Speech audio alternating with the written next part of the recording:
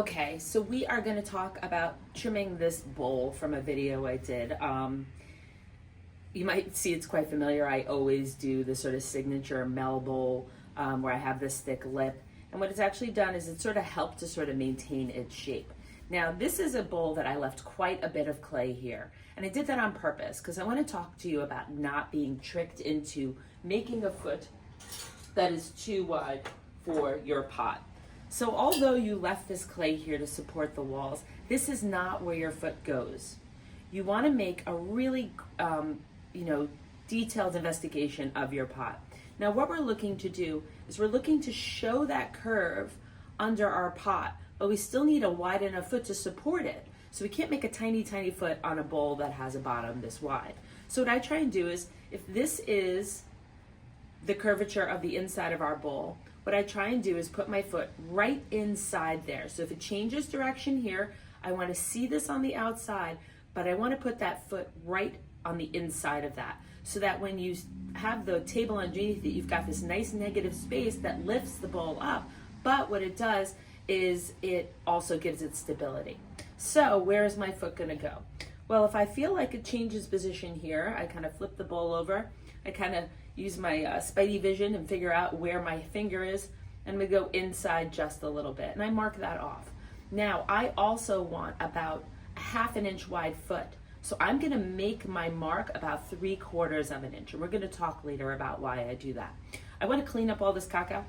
Hopefully you wood tooled it well, because we are not going to trim this foot here, but having this nice and smooth helps us see that the pot is centered. So then I want to mark off where it starts to get thick. So that's about here. And don't worry, we're going to get rid of all these marks, but you want them pretty deep so you can see it when it's spinning in circles. And I'm going to go ahead and I'm going to start trimming. We're going to try this above the top sort of trimming. I'll blow it up so hopefully you can see it. So what are we going to do? Now my wheel is filthy and I apologize, but what I want to do is I want to use these circles first to center it. Now I don't center on a bat, because I want my lugs of clay that I'm going to use to attach it to stick to this. If I do it on a bat, it's going to absorb that moisture and I'm not going to see it. I'm sorry, we are going to see it, but all right, let's start over. Okay, so we're going to try this above the wheel sort of view. This is my right hand, this is my left hand, because it is in selfie mode so I can see it and so it can hang on the thing and all that complicated stuff. So what I want to do is I want to center my clay right on my my wheel head. If I use a bat, that's going to absorb the moisture from the lugs that are going to be holding the clay. So I want to do it right on the metal. It'll stick a lot better. Oh, hey, how are you? Oh, good morning. Sorry I didn't see you. That's okay. I'm going to do a video. Is that okay? I normally don't do them with people here. I'm leaving. No Oh, okay, cool. I'm just cleaning up. I'm like, I got stuff here. I was like, All good, okay. I just didn't want you to think I was ignoring you and talking to myself. Oh, no, no worries. Okay, cool. I'll be gone in like 2 seconds. Oh, all good, all good. Okay, so what I do is my studio provides trimming clay. It's just our reclaimed clay. It makes us very bougie. I feel bad when people are using their own clay to stick it on. It's reclaimed though, so whatever color clay you got, you're gonna use our reclaim. So we go ahead and I'm gonna use that, and that's gonna make it stick better. So you're gonna see a lot of things on the internet about how to trim your pots, tapping it, moving it around, holding it on the side. The problem with holding your pin tool on the side, if you're a beginner and your pot's not round, it's gonna hit in 2 sides. So I don't really love that for beginners. That tap thing, I'm doing this 30-something years. I don't even know how to do it and I don't want to. So I use what I call the record player sort of method. So I'm gonna throw it very off for a bit so you can see what I do. So I have my wheel go relatively quick. I hold my pin tool close to the pin really tight and I make it move relatively fast, and I just drop down and I draw a circle. Now that was very off, so I wouldn't have started that off. So once my circle is here, that represents where my foot would be. That foot would clearly be over here. So now I want to move it foot this way. So this is the short side, this is the big side. I'm going to move it towards the short side. Now again, now I'm going to use my circles. I'm going to erase this really bad circle because that's going to confuse me. So now I'm going to use my circles that are on my wheel head, and I'm going to go ahead and do it again. I tend to make my first circle close to the center. And I do that because it's easier for me to measure big spots. I do not want to put my circle where my foot's going to go because I am not going to trim the bottom of my foot. where I pull my wire tool is actually the bottom of my pot for its life. I don't try and trim the bottom of my foot. So I would even use my pin tool to measure where that circle is. It's a little short here, so I'm gonna move it a little bit that way. Now remember, your pot may not be perfectly round, so you don't wanna center it to here. You wanna center it to the bottom. Nobody looks at the side of your pot and goes, oh, the foot's a little to the left or the foot's a little to the right. They always flip your pot upside down to see who did it, if it's done well, how much it costs, and just to inspect it. So you want that foot to be centered to the bottom of your pot, not your whole pot. So I'm gonna go ahead and do another circle, and here I'll tend to do closer to the edge. Got my elbows pulled in, holding it with 2 hands. I'm just sort of bracing myself, and I draw another circle. Now I'm gonna tell you that that is pretty close. I'm just gonna move it a little here, and then I'm gonna say that that's centered. Now, if you have multiple circles, go ahead and erase those circles with your finger. Don't make yourself dizzy. So now we're gonna take our clay, we're gonna make some big, thick lugs. So this big, thick lugs have to be thicker as your pot gets taller. So if you're doing something this tall, you want really high. Think Eiffel Tower doesn't fall down because those lugs of clay are holding it up pretty high. And like a graduated cylinder sort of falls all the time because it's kind of got that flat bottom. Little visual for you. So what I do in order to make these really stick is I curl them a little to hit the profile of my pot, take my big fat thumb, and I'm gonna push down on half of that coil. And I'm pushing down really hard so it sticks, but the other thing I'm doing is I'm pushing down so that this clay rides up the side of it so that it doesn't ruin the side of my pot. If I push in, it's gonna ruin the side of my pot if it's wet. So I just wanna sort of create a clamp. The other important thing, and you'll only mess this up once, maybe twice, hold the top of your pot, push it down really hard, because the worst is when people do this and then they push and it moves it off. And then all that time spent centering was for naught, or I don't know if that's the expression. So now that's really in there. Now for visual, I'm gonna draw what I'm gonna remove, because some people have a hard time seeing what they're removing and they end up removing the foot. So I'm gonna go ahead and get a head start where I put that first mark. I'm gonna draw a circle, a really deep one, and then I'm gonna go ahead and give myself that 3/4 of an inch center. The biggest mistake you can make is go too slow. If you do not commit and draw that circle, it may become an oval and then you're stuck. So I'm just gonna draw this. You can do this too. Sometimes it helps you see what you have to get rid of. I do not have my reading glasses on now, so now at age 51 and a half, I now need reading glasses to trim pots. Not something I had anticipated in my life. All right, so you guys can see this is my foot. I am not gonna touch that foot. But what I'm gonna do first, I'm gonna get rid of from here to here. Then I'm gonna create my foot. Then I'm gonna round it out. Then I'm gonna do the inside. I always do the inside last. It helps me know how deep I can go if I know what the outside of that foot's gonna go. Now let's talk trimming tools. I'm a big fan of just the standard trimming tools that come in sets. What I am not a fan of is, I don't know if you can see this. Let's put it here and see if it works. This is not a great example of what I don't like, but it is partially. This is one of the ones that come with the set. All right, this is not as obvious, but hopefully you can see it. The ones that come with the set tend to be a little rounder here. I even think this should be even a little rounder. Whereas sometimes you buy the more expensive ones and they're straight. Do you ever get that chatter and you don't understand where that chatter came from? Chances are it's from a tool that is straight. When you have it round, you have the ability to use a little bit of it at a time. When you have it straight, it's almost like skipping rocks on a lake. You have this straight line and you're trying to make it round. So whenever you have chatter, it's usually because you chose the straight one. That's a note to everyone in our studio. Do not use the straight one. It will not help you unless you want to chatter, but then that's a whole nother story. All right, so I'm gonna go with my wheel going relatively fast. Now what's really important is you pull your elbows towards your body. This is gonna go really fast and we wanna commit. So just like jackhammers go really fast into the ground, but they hold their arms really close, they go shh, shh, shh. Same thing. If a jackhammer goes down too slow, it's gonna wiggle, wobble, and you're not gonna get that straight line. So my wheel's going relatively fast. My index finger is touching the metal. I'm holding this like I'm cutting a piece of meat, so I can use the strength of my whole arm. This hand is attached, this hand is on top. And I'm just gonna start with full commitment. And my wheel's going about 75 miles an hour. Everyone thinks that if they go slow enough, they'll see the full revolution and move their tool at that speed. You're not. It happens split seconds before your brain knows it, and it's going to be too late. So just have faith in the speed, and with a couple of revolutions, you're going to start to turn that tool and come all the way around. I try and go a little short of where my foot is going to be, but I definitely want it to be sort of this angle, this slope, and there's a reason for that. All right, so now I'm right there at the foot. Now, I'm gonna go ahead and grab this is my Kemper. I do like the Kemper one. It's got a square edge, clean it off, and a round edge. My square edge is gonna help me create that right side of the foot. Now, the reason why I left a little there is because it kind of gives me a guideline of where I want that foot to go. Now, the reason why I got rid of this first is because now when I go down here, there's no clay under here interrupting me. When you leave this straight, you're almost gonna probably create like a route in that clay, but this allows for you to go straight down. I use the corner, I hold it like a pencil, really close to the metal. I have my pinky here for stability, my other hand is here, and I'll use my index finger right up against that corner of the tool so that I can really commit to that first sort of dig. And there I'm gonna go. Pulling my elbows towards me. Got a little overconfident there.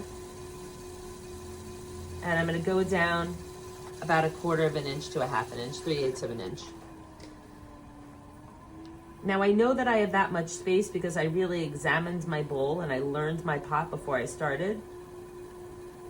And I know that I have enough room for a foot. Now a lot of people sometimes will think they have room for a foot because they have so much clay here, but they don't pay attention to here.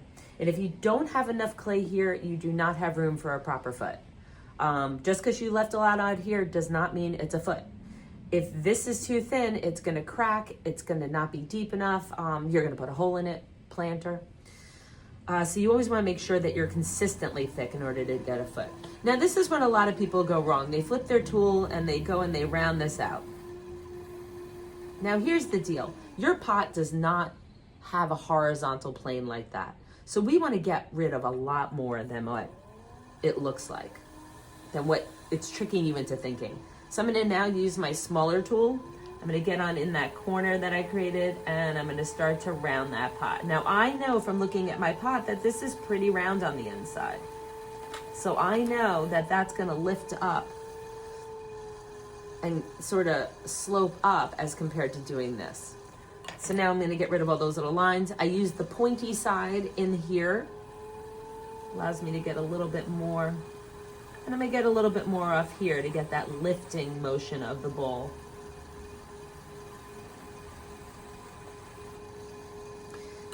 There's a little bit of extra caca there, so I'm gonna hold this like a pencil again, hold it perpendicular to the wheel head to really get in there, to straighten that out, and then I'm gonna get rid of this extra. Sometimes I go back and forth between these two, this way and this way and this way. And when this little bit of clay sort of oozes up here, just push it in. I like to have a slightly beveled corner anyway, but if you try and trim this, I'm telling you, you're never gonna get it straight. So don't try. You could try, but you'll then notice that you couldn't do it. I'm just gonna go in here. Now remember, I don't wanna trim more than the bottom inch, inch and a half of my pot. Trimming is about finessing what you've already thrown, not carving a pot out of a mound of clay. So I don't want to trim down here. That part you're supposed to throw well, and if it's too thick, throw it better next time. So now I've got the outside of my foot. You'll notice this is a bit of a groggy clay here, so it's got some of the grogs coming out. It's a little rough. We can talk about that later. But I've got myself a real good foot here. I've got about 1/4 of an inch to 1/2 an inch. I want to really be able to grab that when I'm glazing. I also want it to serve as a pedestal. Do not put a foot for foot stake. If you don't have room to put a good functional foot, don't bother. So now I'm gonna go ahead and do on the inside here. Now this is a bit of a dry skin. So what I wanna do is I wanna break through that with the slight side of the corner of this tool. This is not a blade. So if you go this way, you're gonna hit something. So I tend to start with at a slight angle, probably about 45 degrees. My pinky is back here again. My index finger is guiding it. I'm gonna start, I don't have to start super, super deep. I just wanna start to dig and then I'm gonna travel towards the center, just to sort of get a head start and sort of start at it. My trimmings are making noise, I apologize. After this, I'll clean my wheel. So now I'm gonna go in a little deeper, commit, go down a little, and now I'm gonna travel towards the center. If you get a lot of the little shavings in your way and your clay's a little wet, stop to get rid of them. You don't want them to stick. And then that nipple is always a little hard right there, a little dimple. So I'm gonna go across, pull towards me to get rid of that. And then I'm gonna go the opposite way. And now my tool is a little more parallel to the wheel head. I'm gonna go a little deeper in the edge. Because remember, the inside of your bowl is a little round, so your inside of your foot can be a little round. Not a lot, just a little. I just wanna start to go deep into there. Now, how deep do you go? Aesthetically, rules of pottery, you know, my college degree, I would be critiqued on my foot. So the whole idea is if you were to take this off, this should continuously roll into that. So this should line up with this. It's ideally, remember, if we unravel our pot, we want it to be an even slab of clay. We don't want it to be thin and then thick and then thin again. Sorry, I needed some coffee. All right. Now, you're looking at this, you're going, wow, that's a really wide foot. I don't know why she made such a wide foot. Well, here's the deal. I personally like to bevel the inside of my foot for a few reasons. When you wax the bottom of your pot, because you don't want to get glaze inside here, a wax brush is really hard to get into a right angle, and very often you won't get the wax in here. So then what happens is you end up with a little bit of glaze in there, which for some people that wouldn't bother, some people it would. I find it a lot easier to glaze when it's a beveled edge, to wax when it's a beveled edge. But what if you do want to glaze the inside of your foot? It's also much easier to bevel a plane that is at 45 degrees than one that's at 90 degrees. So I had to leave it a little wider because when I bevel this, I'm gonna lose some of my foot. So I go ahead and I'm gonna, again, pinky, finger on there, pushing down on the top. I'm just gonna start to bevel the inside of that foot. This could be a little tricky if you don't really commit. Your foot will look uneven in the end. So you can see what I've done there. And now it's not as wide. It's not 3/4 of an inch. It's about a 1/2 inch. I've got a little extra clay here, so I'll go back in and make that even a little deeper. I'll go and bevel that edge. Now, I also use my finger a lot to sort of smooth things out, especially if your clay is a little wet. You know, if you left a lot of clay down there, it's gonna be wetter as you get deeper in. I'm gonna make this a little deeper. Remember, the inside of your foot has to be lower if it's upside down than your foot, or higher if it's right side up on your foot. Otherwise, you may get a little glaze in here and it may stick to your kiln shelf or your studio's kiln shelf. I personally just opt to not always glaze the inside of my foot. Anyway, so those little things are getting stuck.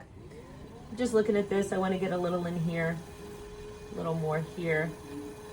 I really like to make it look like the foot is not part of the pot. So I really kind of like to have that angle at the where they meet. So I'll go in there several times to sort of do that. That's just me, obviously, that you can do aesthetically. Now, I've got myself this foot right here, and I cannot take this off and put it back on. You'll never get it round again. So I kind of go by sound. I know that this tends to be thinner, so I'm gonna go by sound and listen to see what it sounds like. Ready? That might be a little thicker, a little thinner. Deeper sound's gonna be where the foot is, so it's gonna be thicker. A little thinner. If you push down here too hard and it goes through, too thin. I feel like it's a little consistent. Maybe here it's a little thick. I'm gonna get in here. All right, so I went a little bit more than an inch from the bottom, but do as I say, not as I do. All right, now, some people, again, don't like the grog. So what can you do? At this point, I'm gonna call it a pot. You can take a rubber rib, you could take a spoon, you could take the back of your wood tool, and you can burnish it. A lot of people recently have been really into burnishing. They use a rib or a tool. What that does is it compresses those clay grains. And we just looked on ChatGPT, And what it does is it compresses those platelets and creates a reflective surface. So interesting. Ask ChatGPT or whatever your preferred AI is of what it is. But what it does is it really does create this really almost glazed appearance on some of these clays, especially I believe that this is either Brooklyn Red or Scots Red, or maybe it's the new 800 from Standard, I'm not sure. But it really does sort of, for those who don't like that groggy look, it really does create a very shiny sort of thing. So now we're gonna go ahead, we're gonna call it a pot. Next important thing, we wanna peel these away nicely. And we're not gonna reuse these exactly the same way.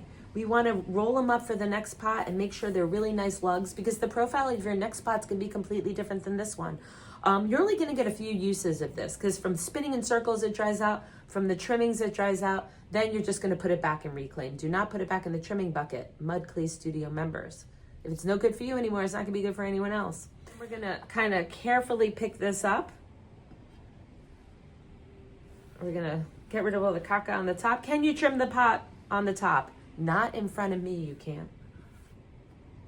So I'm gonna kind of show that to you. So right now my walls are, I was very right for getting rid of that. I'm so proud of myself. So my walls are evenly consistent all the way through, right? I've got myself this sort of nice foot. I may actually turn this the right side so you can see. Evenly consistent all the way through. I've got a nice foot that I can hold on to. That foot also lifts up your pot. Okay, so instead of, I'm gonna do this instead. Can you guys see? Oh, there we go. Oh, there, yeah, I don't know. Right in here, this air, a negative space right here, that helps to lift your pot up. If you were to use that beginning width that you had when you left the clay over, it wouldn't get that same lifting off the table feeling. So you wanna make sure that you're getting this right here. This much air does a lot of things. It means you can glaze here without it dripping onto the kiln shelf, but it also gives it that lifting look. Hopefully you guys can see that with my Syracuse orange shirt behind me. So that's it. That is trimming a foot ring in the proper spot on your bowl. Trimming is magic, man. It can make any crappy pot look professional. So go ahead, go for it. Remember, speed is key. Have a great day, guys.